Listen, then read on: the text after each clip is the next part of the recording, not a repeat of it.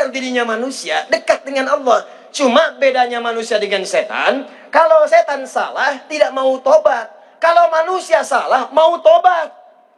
Makanya saat Adam salah, begitu Adam salah, dia tobat. Allah turunkan kalimat tobat. Quran surah kedua, ayat 37. Paling kiri sebelah bawah di mushaf. Fatalaqa Adamu min rabbihi kalimatin fataba alaihi. Maka Adam menerima tuntunan tobat, beliau ikut tobat. Keluar kalimatnya, Quran surah 7 ayat ke-23. Rabbana zalamna anfusana wa illam taghfir wa tarham lanakunanna minal. Itulah Adam, manusia. Adam salah, menerima tobat, tobat. Setan beda. Setan salah, disuruh tobat, malah sombong.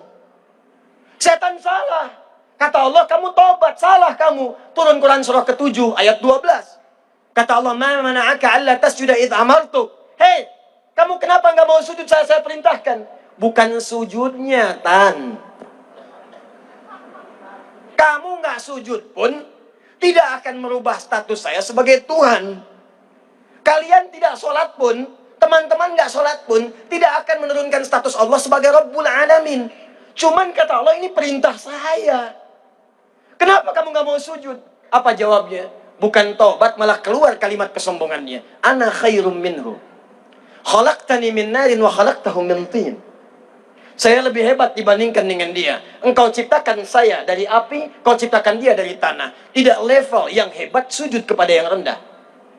Jadi bedanya setan dengan manusia, dengan anak Adam, kalau anak Adam itu salah, diberikan kesempatan tobat, pasti tobat. Tapi kalau setan salah, diminta tobat, nggak mau tobat.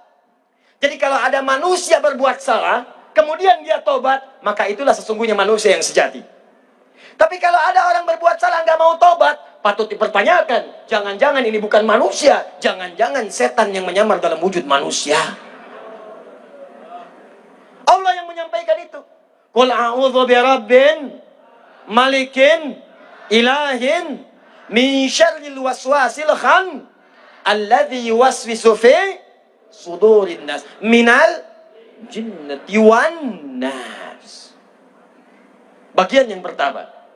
Jadi ketika Allah turunkan kitab kepada Nabi, tiba-tiba ada preman taubat jadi dai. Pemabuk. Maaf, kenal Umar bin Khattab? Ayo bilang kenal. Umar itu sebelum masuk Islam, di antara kebiasaannya pernah mabuk dalam sehari 5 kali. Dahsyatnya, bukan cuma mabuk. Umar itu terkenal tegas, terkenal berani, suka nantangin orang setiap hari nih. Siang-siang beliau naik ke Jabal Qubais. Jabal Qubais itu kalau sekarang Anda kalau haji umrah, saya bermohon pada Allah mudah-mudahan insya Allah semua orang wajo yang belum haji umrah disegerakan oleh Allah Subhanahu Wa Taala. Ya. Tidak cukup dengan amin, nabung. Isi nabung. Ya, siapkan. Nanti kalau Anda ke sana, dekat Zam-Zam sebelah kanan ada istana. Ada bukit tinggi, ada istananya. Itu dikenal dengan Jabal Qubais. Dulu Umar suka naik situ. Siang-siang. Nantangin semua orang yang berani dengan saya datang ke bukit ini atau di tempat lain. Sebelum datang pamit dulu pada ibu yang baru melahirkannya. Karena nanti dia akan pulang tanpa nama. Umar. Tapi tiba-tiba begitu mendengar kalimat Quran, Toha, hatinya seakan-akan tersambung. Yes, terkena sengatan halilintar. Asyap. Toha, kena. Bertanya. Dan Nabi berdoa kepada Allah, ya Allah jadikan satu di antara dua Umar bisa masuk Islam. Tiba-tiba Umar singkatnya masuk Islam. Saat masuk Islam, orang pertama yang meminta kepada Nabi SAW agar Allah menurunkan larangan ayat-ayat mirasantika, minuman keras dan narkotika, dikenal dengan nama khamar, adalah Umar bin Khattab. Kata Umar, ya Rasulullah, lima anzalallahu subhanahu wa ta'ala, kenapa Allah belum menurunkan subhanahu wa ta'ala ayat-ayat yang melarang larangan-larangan khamar?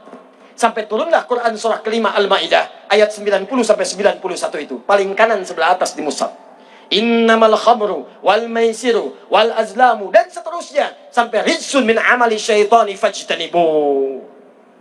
Hei, khamr gak bagus, judi tidak bagus, Maksiat tidak bagus, tinggalkan, karena itu tipu daya setan.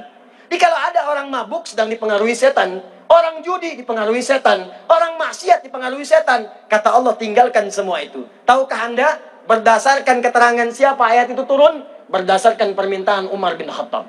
Yang tadinya mabuk masuk Islam, bukan sekedar ditinggalkan mabuknya, tapi minta kepada Allah supaya diturunkan keputusan, turun ayat untuk melarang mabuk-mabukan. Dahsyat. Yang paling hebat, Allahu Akbar. Teman-teman sekalian,